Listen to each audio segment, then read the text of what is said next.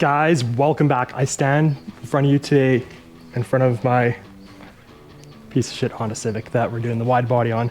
I call this car the car Hector should have had in the Fast and the Furious. Reason being, well, in the start of the movie, he had an Accord and then somehow it switched to an EG. The EG had a wide body, but I don't know. This is the car he should have had. Anyway, carbon fiber wasn't as big back then, I guess, too, in the defense of Craig Lickerman, who built a lot of movie cars. Anyway, I'm ranting. We had a problem. So before we go too far into spending thousands of hours on this thing, this is the thing I should have done before, but it was like minus 30 out here and I didn't want to do it. We're gonna find out why it's smoking so bad. So we could rule out a few things right off the hop. We can rule out, let's move this over here. We can rule out things because it doesn't do it when it's just sitting there idling cold. It has to get warm. Now, it is a turbo car, so it could be the turbo itself. There's ways to rule that out, and we're gonna get into that today. So the first thing we need to do is fire this thing up so we can actually see what's going on here. And you know what's funny? I was looking for my key for like 10 minutes. It's been sitting in here for weeks. Weeks! That's right. So, as mentioned, it doesn't smoke cold.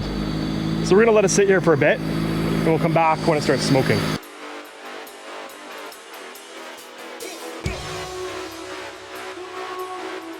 Well, I think we can safely verify that that is smoking pretty good. Let's give it a rev here and see what happens. We'll open the hood up. I do have the exhaust manifold open right here. This is where the exhaust temp goes in. Now, this engine was free to me. If you did watch the previous videos, I took the D15 out, put in the D16 YA, and then swapped everything over. So it was free to me, but let's see here. If we give it some revs here. I think we could safely say that's a lot of smoke. So next step is we're going to want to, sorry about the noise, I don't have the intercooler pipe on here yet, but what we're going to want to do is separate the turbo from the engine, because we can compression test this, we can leak down test it, but at the end of the day, if it's a turbo, we might as well just start there. So I'm going to zip these bolts off for the exhaust manifold here, and then that should help us. We can run it again, rev it, and see. It's going to be a little bit louder. Apology to my neighbors in advance. Something worth noting quickly, one reason I suspect it could be the turbo, this turbo's been sitting for years. That's not good for the seals. Second of all, it's never had an air filter on it. Again, not good for the seals. So definitely could be the turbo. Now, there's no point in separating the turbo from the downpipe, because if it's the problem's happening in the engine, it's still going to pass through here. So we need to separate it at the engine itself. Ooh, she's a little bit warm, boys. So let's pretend for a minute it is an internal engine problem. What could it be? Well, it could be a number of things. It could be the rings, which I'm not completely sold on, but it could. These engines are already well known for those issues. And the rings, if you don't know, go around the pistons, seal the oil in the crankcase from the, that is hot, and oil in the crankcase from the combustion chamber. Now, what else could it be? Well, valve seals are a good possibility. Now, I'm kind of going against the valve seals. Holy shit, that is tight. So it could be the valve seals. I don't think it's the valve seals.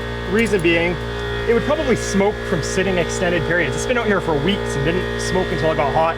That's one reason I kind of think it's the turbo, is that the oil is leaking into the turbine housing and then it's needing to warm up before it smokes. Because if it's in the combustion chamber, there's fire instantly. It would heat up pretty quick. That's just an educated guess. You guys should drop me a comment before we get to that point in the video and let me know what you think. Oh man, who put these on here? Oh wait, I know, I did.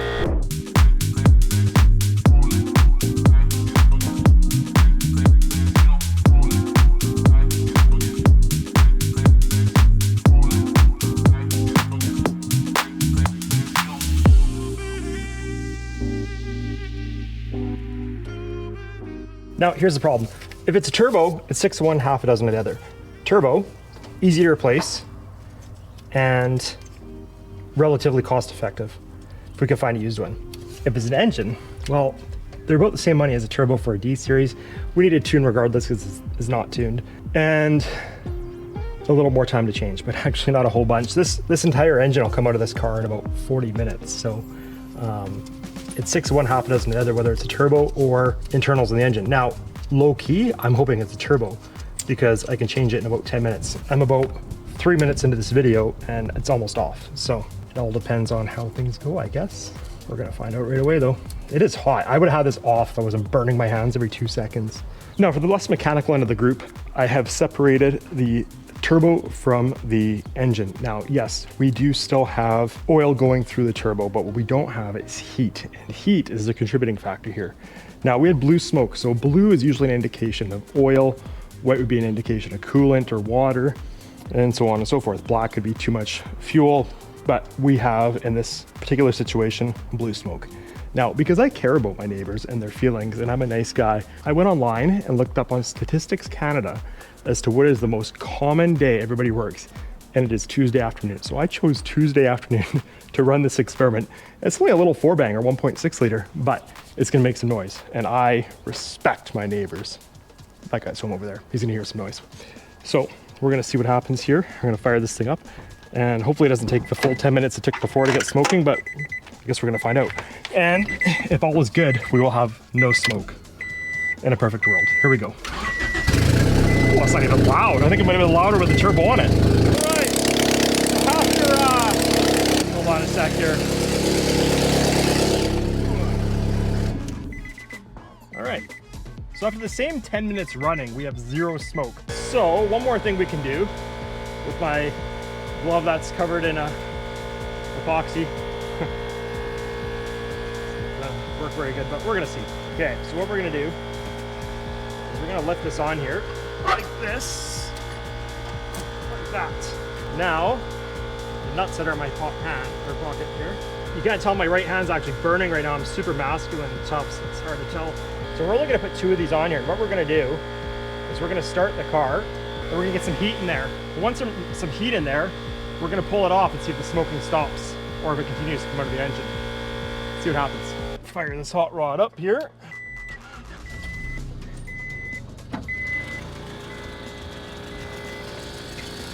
Just a slight exhaust leak down there. We're not going to worry about that. Well, I got no smoke back here as of yet. I do have exhaust flow though, so we'll just give it a few minutes here. All right, so we're back at our same 10-minute mark, although the engine should be significantly hotter than it was, being it's run for 30 minutes now. And what we're going to do, let's see here, if we give it some revs.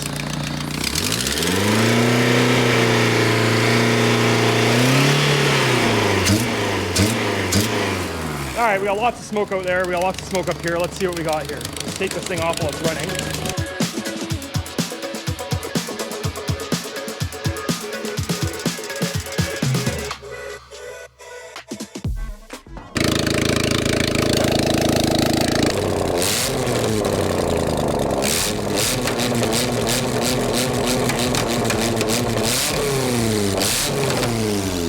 Well, where do we go from here? Ooh.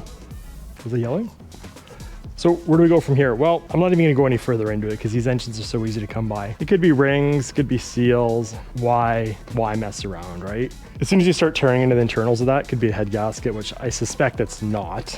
Do we compression test it? We could compression test it. Might be smart to compression test it. All right, we'll compression test it. 2 seconds later. You know what? I changed my mind. We're not going to compression test it because I'm not going to spend time on compression testing it when I don't plan on taking it apart anyway. I can get another engine for cheap. So we're going to hit up Jordan and Fred up in Edmonton, Alberta, and we're going to see if they have a D16 Y8, and then we'll just drop it in here. It'll take 45 minutes. You can drop an engine in here faster than you can do a head gasket. So in the meantime, while we're doing that, we're going to get some other stuff done on the car. I was thinking of tackling the interior, but as you can see, I haven't even looked at this side of the car yet, and there's so much work to do here. Maybe I should have just kept it as a stock car. Just restored it as a stock one. There's no fun in that. This is much funner. It's a bit of an adventure, and I like making a journey for you guys watching the videos, so we'll go with that. Anyway, we're gonna see if we can source out a D16 Y8, and if not, then I guess we'll compression test this. In the meantime, let's get on with the rest of the video. All right, guys, we're back. So as we know, the engine is bitched in this thing, so there's not much we can do with that right now. What we don't know is if the side skirt we made for the Eg Civic actually fits the car. Now, you sneak preview right here, that is what the car is gonna look like. It's gonna be pink, red, with the carbon on it. I think it's cool. Now, I did title the video, the car Hector should have had in the Fast and Furious. Hector definitely wouldn't have driven a pink car. There's no doubt about it. He was way too gangster for that. But I think it's pretty cool. So we're gonna build the wide body still on the Eg Civic. We're gonna end up getting an engine for it at some point. Unfortunately, I just put that engine in there, but I can't complain. I didn't pay anything for the engine, so no harm, no foul. You know, I spent a couple hours swapping it out. Not a big deal, although I did put a new timing belt on it.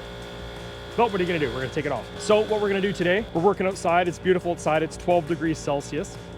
What we're gonna do is we're gonna see if the side skirt fits on the car, and we may even paint that door if I'm feeling ambitious. But to start with, I do know I mounted that fender a little bit too low. I did that intentionally at the time.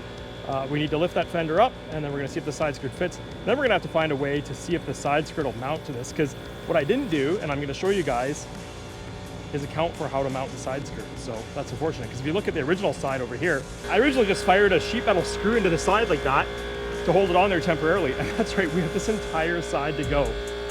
We have so much work to go. So funny enough, it is car season right now, and I'm the only guy in car season currently working on his car. I'm the guy right now I made fun of. I think it's a Honda thing. I never had this problem until I started taking interest in Hondas. My buddy Donovan, he's always behind on his Honda projects. In fact, I just took on an Acura Integra of his that's been sitting since 1942, I think, because that's how old he is. We're gonna get cruising on this. We're gonna get some work done and see what we can do. We're gonna deal with the engine on another day, probably off camera. I don't know. We're gonna find one first. I already hit up Jordan, see if she's got one, and we'll go from there. All right, let's get ripping.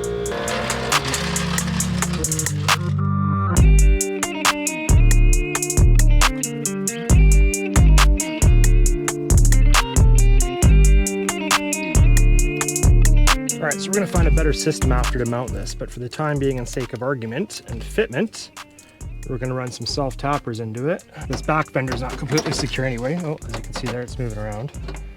So I think we're in the ballpark there.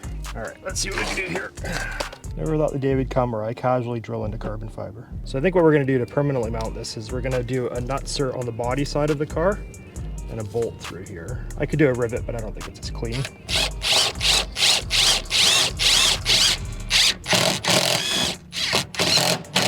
Did it drop on me? What the fuck's going on here?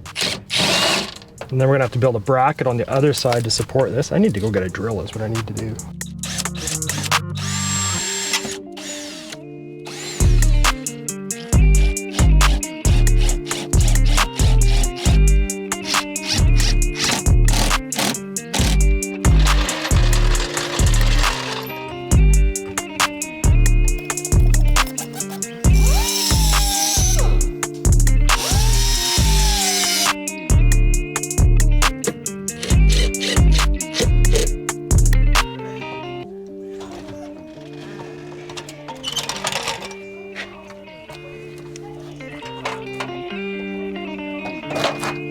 I'm just getting this front fender back on here, guys, and one thing kind of funny but minor. So originally when I built this kit, this was supposed to be flush like that, which is still doable, but just puts a tremendous amount of pressure on it. But I think I can get it to work. I just have to put a bolt in there,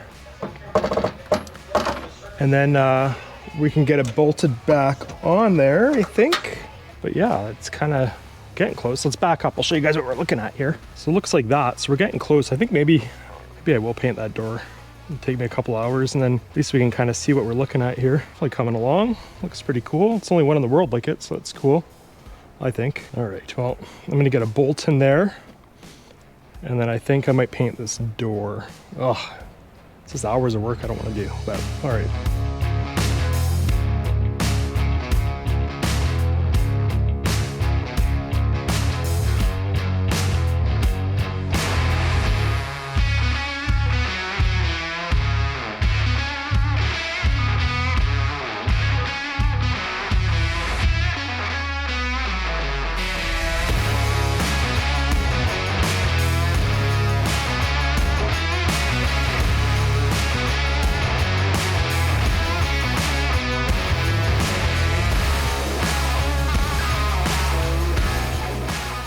So I've got things looking pretty good here, I think, to a point of where I'm relatively comfortable with the fitment, sort of. There's some things to do yet, but overall you can start to see it coming together, and I think it looks pretty cool. I don't know, I'm on the fence. I may paint that door yet. It might happen on camera, it might happen off camera, I don't know. I don't like the idea of butt matching and painting one panel at a time, but it's a non-metallic paint. It's super easy to do, so it may happen off camera. I don't know. Going to the back here, things are looking pretty good though. If you were new here, I did leave this open on the back. This was supposed to be closed in, but I messed up the mold, so it is what it is. So So you can kind of see now how things are starting to come together. Things are looking good over here. There is still, obviously, like I said, some fitment issues I need to work out. But I think it's gonna look cool. That carbon should pop good once things get going. So that said, let's start taking apart the front end here. Now, before we get into the front end, one thing I forgot to mention, I do have the intercooler and all the piping for that turbo system that I have not put on there. I was on the fence whether I was gonna run the turbo. I actually have a buddy with K20A3 swap that I was gonna put in the car. I think the D series would be cooler, same as the hood. Now, let me ask you this. Do we do a full carbon hood on it, or I actually have right here, I'm making a window hood like I did on the white EG Coupe. So we could do a window hood with the window in it and it's still carbon on the frame. It's pretty cool, might look cool. Or do we do the full carbon hood? I'm kind of on the fence. I think I like the idea of doing the window hood because I have one sitting beside me. We're gonna get back to that. But for now, let's get this bumper off. Let's get the intercooler mounted. Let's cut out the grills. Let's get the splitter mounted on there. And let's get the lower piece of the wide body off the Civic EG and see how we make out here.